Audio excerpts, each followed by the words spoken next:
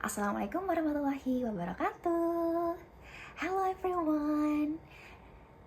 Nice to see you all. How was life? You look a bit tired. It's the previous lesson's hard.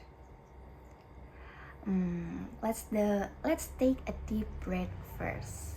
Inhale. Exhale. Inhale. Exhale. Okay, thank you. Before we start, first of all, let's thank to God for giving us health so we can gather in here today. Pray finish. Now, let's do the attendance check. But today it's a bit different.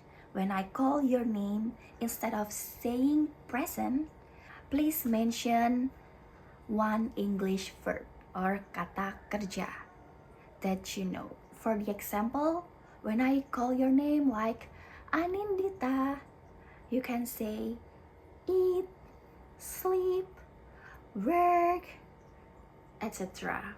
Okay? Do you understand? Okay, let's start. Tazkiyah Nafsatu Zahra. Okay, thank you. Today, we're going to dive into a very important topic for your future career in this fashion industry. We will learn about describe things.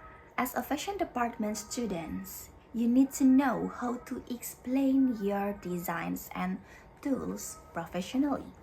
So, what is describing or identifying thing?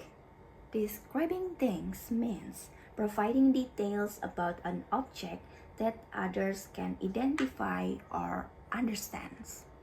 Simply put, like it means providing details about an object, like its color, its shape, material, function, and many more, so that other people like your clients or your college can identify or understand exactly what you're talking about. First, let's build our vocabulary. We have two categories here. On the left side, we have daily wear, like a t-shirt, jeans, jacket, dress, sweater, coat, suit, skirt, shorts, blouse, hat, socks. On the right, we have your weapon or sewing tools. There are sewing machine, scissors, measuring tape, pin custom, mannequin, tumble, seam ripper, marker, buttons, safety pins, thread roll, curve scale, needle threader, bobbin, fabric, and hand needle. You must remember names all of them because you will use them every day in the class or maybe workshop. So the name of the thing is what you call an object. Like is it a hijab or veil? Is it a clothes or sweater? And many more. Okay, next is color of the thing. We all know the basic colors, right? Since elementary school, we have learned about red, yellow, blue, green, black, white, and many more. These are the foundation.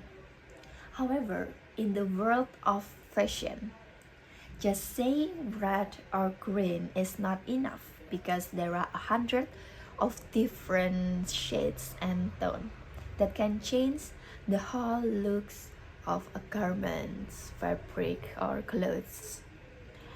In the fashion industry, we use a more professional vocabulary.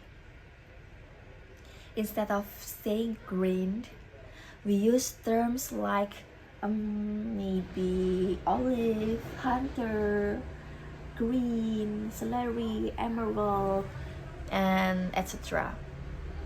If you look at the picture, we categorize the color into 4 professional palette. There are cool, light cool, warm, and light warm. We also can match our client's skin tone with the proper fabric color with this one. Like winter, summer is cold. For the example, you have a cold skin tones, usually with pink or blush undertone like this. I recommend you to wearing dress with the cold types like navy, cobalt, silver. One example again. The dress is made of a beautiful light pink of mauve fabric. Nah, itu adalah menjelaskan bahwa dress yang cantik itu terbuat dari kain berwarna mauve atau pink yang indah. Seperti itu, menjelaskan mengenai warna untuk suatu objek atau baju. Seperti itu. Next, we have shape of the things. Now, let's move on the shape. Before we design a dress, we must understand the basic shapes or geometries. There are square, circle, triangle, rhombus, pentagon, hexagon, octagon, rectangle, trapezoid, oval, star, heart, and many more. These are the basic shape. These are the shapes are the foundation every pattern you draw. As a fashion student, your goal is to use this shape to create visual harmony. By understanding the client's body shape, like this, there are petite, column, inverted triangle, apple, brick, pear, hourglass, full hourglass, and many more. By understanding the client's body shape, you can choose the right clothing model that hides the weakness and highlight the strengthness of their body. Identifying and naming geometric shapes and body proportion divided into 3 categories: basic shapes, face shapes, and body shapes. And this is the body shapes. The goal is to develop descriptive vocabulary by recognizing various forms such as square, oval, or inverted triangle and applying them to describe a physical characteristic of objects and people accurately. For the example, you can say for your clients or your college like this: since you have a pear body shape and an A-line skirt will be very flattering on you. Nah, itu maksudnya adalah dengan badanmu yang dengan bentuk tubuhmu yang seperti buah pear, rok dengan bentuk A itu cocok atau suitable or flattering on you. Seperti itu. Moving on to our next topic, material of the thing.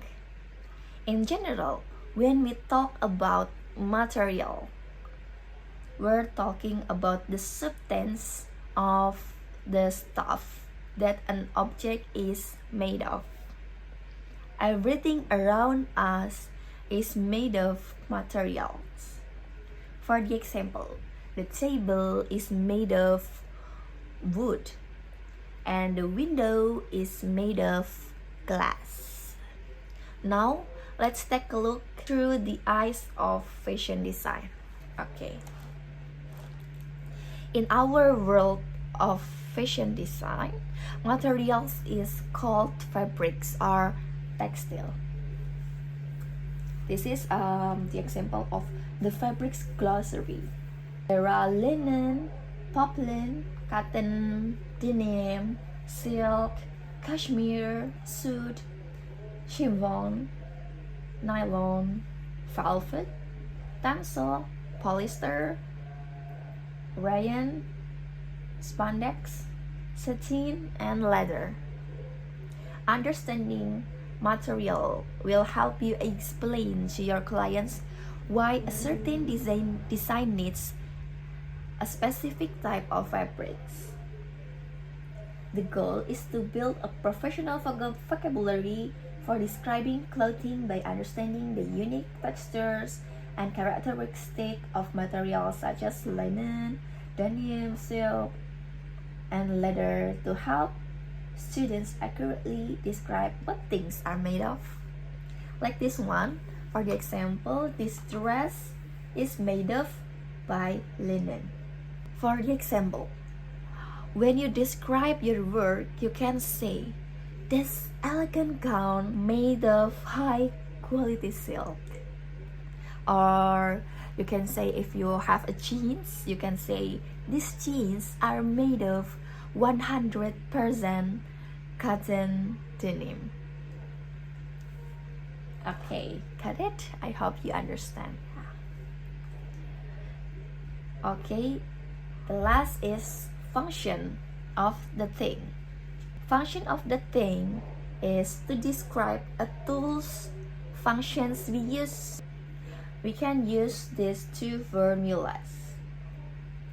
The first one, be used to plus verb want, and the second one, be used verb plus ing verb or verb ing. You can choose one. For the examples, I have scissor here, and I will say scissors are used to cut cloth, paper, or thread. And the second one, I have needle. A needle is used for sewing fabrics together. Like this. Okay. Next is the games part. You can choose one and describe this. If you can answer, just raise your hand and I will give you extra point for two students. Okay. Nice, thank you for the answer. And I will give you the right answer. Okay, the picture number 1. Before you describe things, you can describe things first, and then you can make a sentence, like a paragraph, like a storytelling. The first one, name. You can read the name. This is mannequin. This form. The color is typically light. Blah blah blah. The shape is hourglass. Blah blah blah. Material. Blah blah blah. Plastic. Function is used to blah blah blah. You can write the point one by one, and you can make. And the next part, you have to make a simple paragraph about describing things, describing a mannequin. The object shown in the image is mannequin, which is an essential tool to provide a neutral background for color fabrics.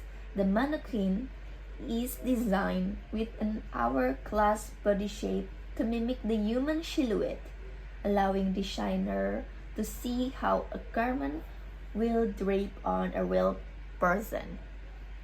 While the core is often made of sturdy fiberglass, the surface is usually covered in a textured material like a linen or cotton, so that pins can easily be inserted to it.